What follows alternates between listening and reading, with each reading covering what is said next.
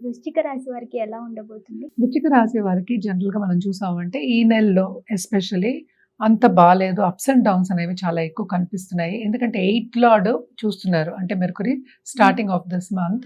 హ్మ్. And also మనం చూసాము అంటే 6థ్‌లో కూడా వీనస్ ఉన్నారు. అంటే మనకి 7థ్ లార్డ్ ఏమో 6థ్‌లో పడ్డారు. హ్మ్. సో, 6థ్ ఎక్కువ ఏంటంటే నెగెటివ్ హౌసెస్ కనిపిస్తున్నాయన్నమాట. సో, ఎప్పటికైనా సరే కొంచెం ఇబ్బందులు అనేవి వీళ్ళకి కొంచెం ఎక్కువ కనిపిస్తున్నాయి. ఈ రాశి వాళ్ళకి జూన్ నెలలో.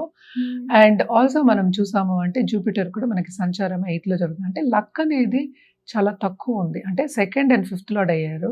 ఆయనేమో కరెక్ట్‌గా వెళ్ళి మనకేంటంటే 8థ్‌లో సంచారం జరుగుతోంది. సో, హ్మ్. కొంతవరకు ఏంటంటే ఇబ్బంది పడే ఒక మంత్ కింద వృశ్చిక రాశి వాళ్ళకి చెప్పుకోవాలి. హ్మ్. కానీ వీళ్ళకి ప్లస్ పాయింట్ ఏమైందంటే ఈ రాశిలో ఉన్న వాళ్ళు స్టూడెంట్స్ తప్పక చాలా బావుంటుంది.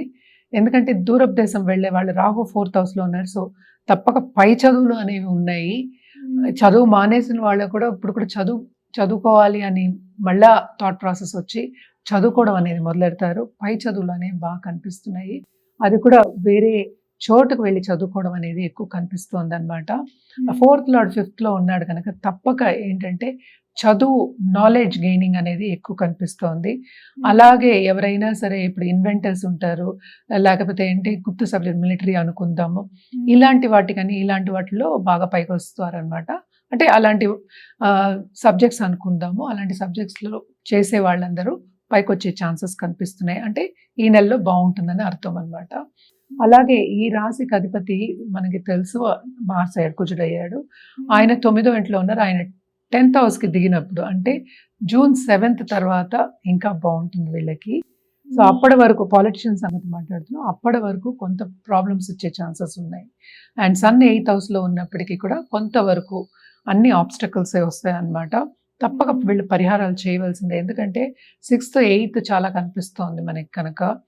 అంటే మంచి హౌసెస్ కాదు, మంచి భావాలు కాదు కనుక. సో, హ్మ్. తప్పక పరిహారాలు చేయవలసిందే అన్నమాట వీళ్ళు.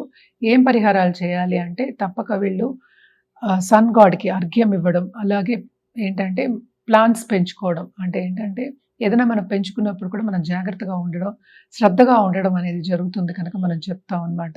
అలాగే ఇంట్లో చీమలేమైనా వచ్చినా కూడా హ్మ్. ఫిషెస్ ఉంటే ఇంట్లో అవును. అక్వేరియం ఉంటే ఫిషెస్‌కి పెట్టొచ్చు. లేకపోతే ఇంట్లో చీమలకు కూడా ఆహారం పెట్టడం అనేది మంచిదనమాట.